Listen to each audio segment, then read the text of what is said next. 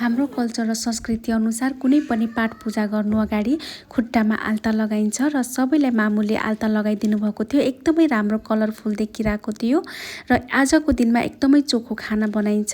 आज मामुको 4 जना लक्ष्मीहरू धेरै दिनमा लगभग 9 महिनापछि भेटघाट हुने क्रममा आफ्नो व्रत सङ्कल्प गर्दै हुनुहुन्छ। यसै क्रममा छिमेकी दिदी र प्यारी आन्टीहरूलाई पनि मामुले बोलाउनु भएको थियो।